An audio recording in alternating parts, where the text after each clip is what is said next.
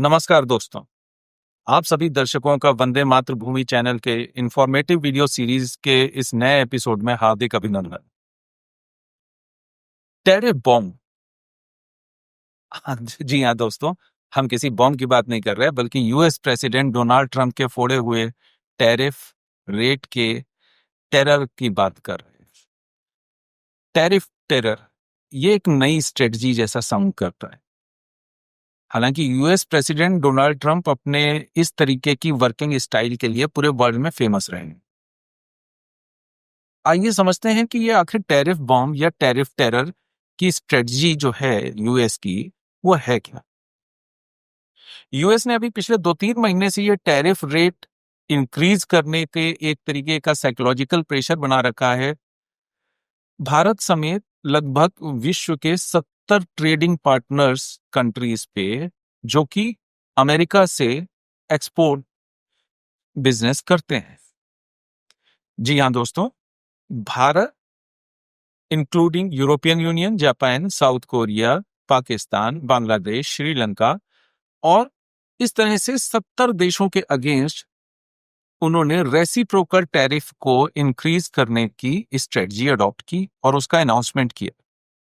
ये tariff bomb पिछले 2-3 महीने से एक सुतली बॉम्ब की तरह से सुलग रहा है और बार बार ट्रंप इसका धौंस दिखा रहे हैं कि वो ये कभी भी फट सकता है और देशों के जो ट्रेड्स हैं यूएस के साथ में उसको डायरेक्टली इंपैक्ट करेगा। आइए समझते हैं कि ये रेसिप्रोकल टैरिफ रेट का क्या मतलब है। दोस्तों, रेसिप्रोकल टैरिफ रेट का मतलब ये है कि सपोज भारत जो है यूएस के संग में ट्रेड कर रहा है, भारत अपने एक्सपोर्ट्स करता है और वहां पे यूएस उसको इंपोर्ट कर रहा है उन सेक्टर्स, उन इंडस्ट्रीज के प्रोडक्ट्स को। तो एक एडिशनल चार्ज, जिसको हम टैक्स भी कह सकते हैं एक तरीके का, एक एडिशनल टैक्स पे करना पड़ता है अपने भारत के प्रोडक्ट को अमेरिका में सेल करने का। आज की डेट में सपोज हम बात करते हैं कि अगर हम ये टैरिफ बॉम्ब की बात ना करें तो अपैरल इंडस्ट्री की बात करते हैं तो हमें लगभग 12% का टैरिफ एडिशनल पे करना पड़ता है। यानी 100 रुपए का प्रोडक्ट 112 रुपए होकर के अमेरिका में पहुंचता है, उनकी मार्केट में बिकता है। दोस्तों, इसका सीधा असर इंडस्ट्रीज की, कंट्रीज की कॉम्पिटिटिव एडवांटेज पे पड़ता है। कॉम्पिटिटिव एडवांटेज क्या है इसको अभी हम समझेंगे थोड़ी देर में।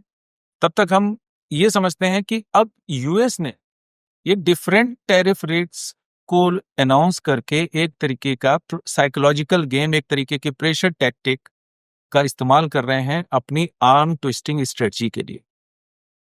हालांकि डोनाल्ड ट्रंप सिरफिरे कहे जाते हैं बट है नहीं। डोनाल्ड ट्रंप का ये एक समझा हुआ एक साइकोलॉजिकल गेम है जो वो प्ले कर रहे हैं अपनी बातों को, अपनी शर्तों को, अमेरिका की शर्तों को मनवाने के लिए। अगर आपको ध्यान हो, अभी रिसेंटली एक टर्म आ रहा है कि यूएस प्रेसिडेंट मागा की बात करते हैं, MAGA, which is make America great again. इस मागा स्ट्रेटजी के तहत ट्रंप ने अपनी मोस्ट ऑफ द पॉलिसीज को अलाइन कर रखा है। साथ ही साथ ट्रंप के कुछ और भी एम्बिशंस हैं जिनके लिए वो वर्क कर रहे हैं और अपनी बातों को मनवाने के लिए एक बहुत अच्छा टूल है कि टैरिफ या ट्रेड्स को लेकर के कंट्रीज के संग में निगोशिएशन किए जाए और अपनी शर्तों पे उनको मनवाया है। तो यही हो रहा है अभी हाल ही में। अब देखिए, इसमें हम बात करते हैं कंट्री वाइज, 1-2 कंट्रीज का एग्जांपल लेकर के बात करते हैं। ब्राजील पहला एग्जांपल। ब्राजील पे 10% का टैरिफ अभी तक लगा हुआ था इस टैरिफ बॉम्ब से पहले। यानी कि जो 100 रुपए का प्रोडक्ट था वो 110 रुपए का होकर के अमेरिकन बाजार में बिकता था। अब उन्होंने ब्राजील में, ट्रंप का इंटरेस्ट है कि उनके इंटरनल अफेयर्स में इंटरफेयर करना चाहते हैं, तो उन्होंने ये टैरिफ बम ब्राजील के ऊपर भी फोड़ दिया और उन्होंने कहा कि अब आप 20% एडिशनल हमको टैक्स देंगे, यानी कि 10 प्लस एडिशनल 20%, यानी 30% का टैरिफ। हालांकि ब्राजील के अपनी ट्रेडिंग लॉबी, एक जो उनके क्लाइंट बेस है यूएस में, उन्होंने लॉबिंग करके कुछ इंडस्ट्रीज को सेव करने में ब्राजील सक्सेसफुल रहा। जैसे कि अगर हम बात करें कि iron steel, wood pulp, automobile और aircraft industries, orange juice industry, इस तरीके की इंडस्ट्रीज को ब्राजील सेव कर ले गया, जो कि इस टैरिफ नेट से बाहर रहेंगी, टैरिफ के दायरे से बाहर रहेंगी। बाकी पे उसको एडिशनल 20% का टैरिफ देना पड़ेगा। शर्त यही है कि या तो हमारी बात मान लो और हमको अपने इंटरनल अफेयर्स में इंटरफेयर करने दो, अदरवाइज अपने प्रोडक्ट्स को महंगा कर लो और अमेरिका में जो बिजनेस आप कर रहे हो वो लूज कर दो। तो यही हुआ ब्राजील के साथ। ब्राजील ने तो अपनी काउंटर स्ट्रेटजी जो है वो इसी तरीके से रखी कि अपने जो क्लाइंट लॉबी थी उसका इस्तेमाल किया और अपनी कुछ क्रिटिकल इंडस्ट्रीज को सेव करने में कामयाब रहा। तो ये थी ब्राजील की बात। देखते हैं यूरोपियन यूनियन और जापान और साउथ कोरिया, इनके ऊपर भी 40 से 50% के टैरिफ रेट्स लगाने की बात की थी ट्रंप ने। तो इन्होंने समय की नज़ाकत को समझते हुए इनके मिनिस्टर्स, इनके फॉरेन मिनिस्टर्स, इनके मिनिस्ट्री ऑफ कॉमर्स के रिप्रेजेंटेटिव्स यूएस भागे, उन्होंने अपने डिस्कशंस किए और एक तरीके का एग्रीमेंट साइन किया जो कि उनके बहुत ज़्यादा चॉइस का तो नहीं था, बहुत ज़्यादा उनके लिए फ्रूटफुल नहीं था, बट अभी समय की नज़ाकत को देखते हुए European union, south Korea, Japan, उन्होंने 15% के टैक्स स्लैब पे, टैरिफ स्लैब पे अपने आप को सेटल किए। ये सेटलमेंट आखिर 40 से 15% कैसे आया? उसके लिए सिर्फ उनको वादे करने पड़े, एक एग्रीमेंट साइन करना पड़ा जिसमें उन्होंने इन्वेस्टमेंट, यूएस इकोनॉमी में इन्वेस्टमेंट के अमाउंट्स, डिफरेंट डिफरेंट अमाउंट्स को उन्होंने घोषित किया और उस पर सेटलमेंट करने के बाद ये बात निकल गया कि अब भाई आप 15% का एडिशनल टैरिफ देंगे। बात कर लें अगर यूरोपियन यूनियन की, तो उसने लगभग डॉलर 550 बिलियन का इन्वेस्टमेंट की शर्तों को एक्सेप्ट किया। जापान ने भी डॉलर 600 बिलियन के इन्वेस्टमेंट को एग्रीमेंट पे साइन किया। साउथ कोरिया ने भी लगभग 330 बिलियन यूएस डॉलर के एग्रीमेंट पे साइन किया इन्वेस्टमेंट के लिए। तो ये इनको बहुत ज़्यादा खुशगवार तो नहीं था इन कंट्रीज के लिए, यूएस, साउथ कोरिया, जापान के लिए, बट उन्होंने समय की नज़ाकत को समझा और अपने उनके प्रोडक्ट्स कॉम्पिटिटिव बने रहे अमेरिकन मार्केट में, जो कि एक बहुत बड़ा वर्ल्ड प्रोडक्ट्स का इंपोर्टर है। तो उन्होंने समय की नज़ाकत को समझते हुए ये इन्वेस्टमेंट के एक जिसे कहते हैं ना चुग्गा देते हुए कि हम आपकी इकोनॉमी में इतना इतना इन्वेस्ट करेंगे और आप हमारे टैरिफ रेट को थोड़ा सा कम रखें, तो 15% पे सेटलमेंट हो गया। तो इस तरीके से तो इन्होंने अपने कुछ फायदे के लिए कुछ ना चाहते हुए एग्रीमेंट्स पे साइन किए। इसी टैरिफ बाउंड को यूएस जो है इस्तेमाल कर रहा है साउथ एशियन कंट्रीज पे, जिसमें बात करें कि पाकिस्तान के ऊपर सबसे कम उसने टैक्स लगाया। हम सबको ये सोचने में ज़्यादा समय नहीं लगेगा कि पाकिस्तान के ऊपर आखिर सबसे कम टैरिफ क्यों लगाया गया है। ये टैरिफ का रेट 19% का डिसाइड किया गया है पाकिस्तान के ऊपर, और उसके रीज़न हम सभी को मालूम है। पाकिस्तान की यूएस के लिए जो चाटुकारिता है उससे अब कोई भी अनभिज्ञ नहीं है। हम सभी जानते हैं कि नोबेल प्राइज के लिए भी ट्रंप का नाम को प्रपोज किया है पाकिस्तान के आसिफ मुनीर ने, साथ ही साथ और भी उनकी शर्तों को मान रहा है।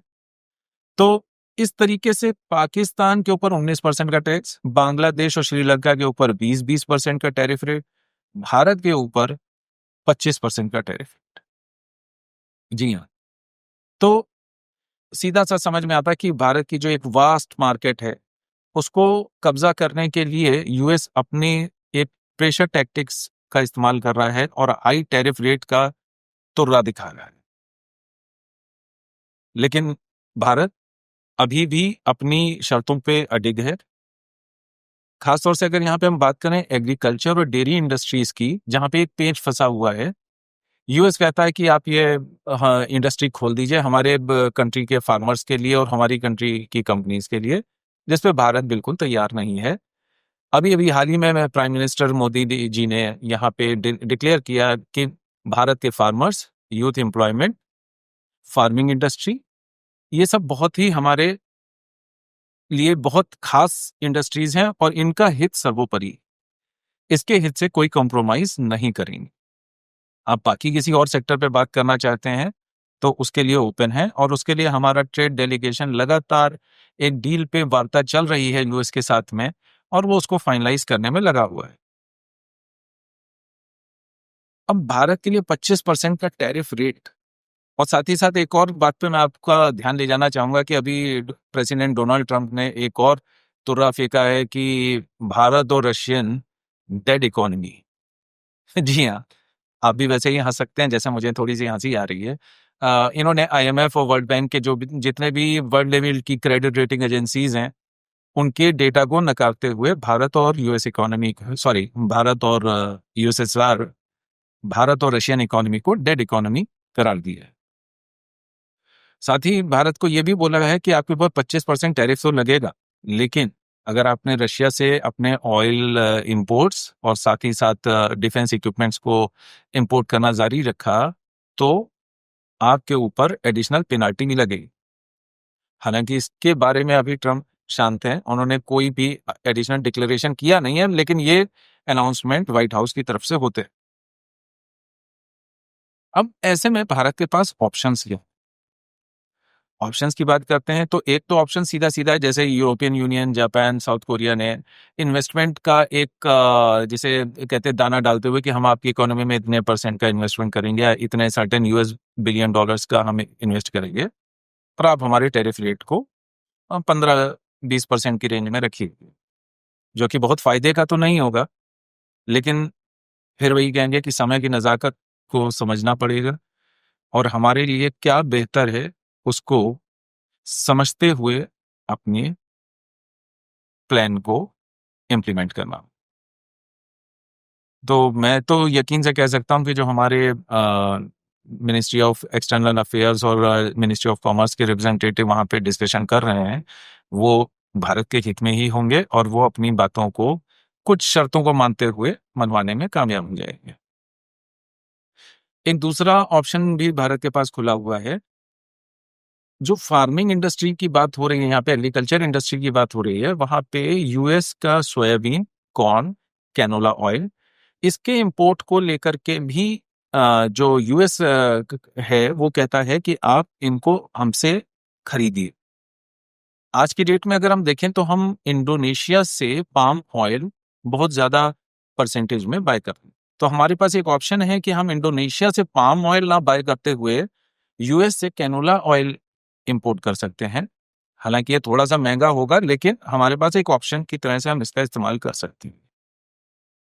साथ ही ऑटो सेक्टर की हम बात करते हैं। ऑटो सेक्टर में जो प्राइम सेगमेंट की गाड़ियां हैं, आज की डेट में अगर हम देखें तो पूरे साल में यूएस से आई हुई प्राइम सेगमेंट में गाड़ियां जो हैं उनको 15,000 बिकती हैं केवल, और जबकि ओवरऑल मार्केट जो है वो लगभग 4.5 मिलियन कार्स बिकती हैं इंडिया के, उसमें से केवल 15,000 की मार्केट है।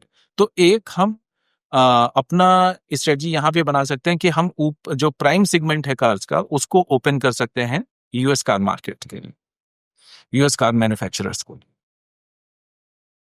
तो इस तरह से वो असर तो थोड़ा सा होगा, लेकिन वो डायरेक्टली हमारे जो कहते हैं कि एमएसएमई या लघु उद्योग या एग्रीकल्चर इंडस्ट्री, डेयरी इंडस्ट्री, इनको अफेक्ट नहीं करेगा।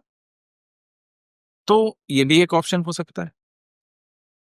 तीसरा ऑप्शन ये और आता है कि हम अभी प्रॉमिस कर लेते हैं कि हम आपके डिफेंस इक्विपमेंट्स खरीदेंगे, हम आपकी इकोनॉमी में इन्वेस्ट करेंगे, हम आपके जो भी अदर इंडस्ट्रीज हैं उनसे भी हम बाइंग करेंगे।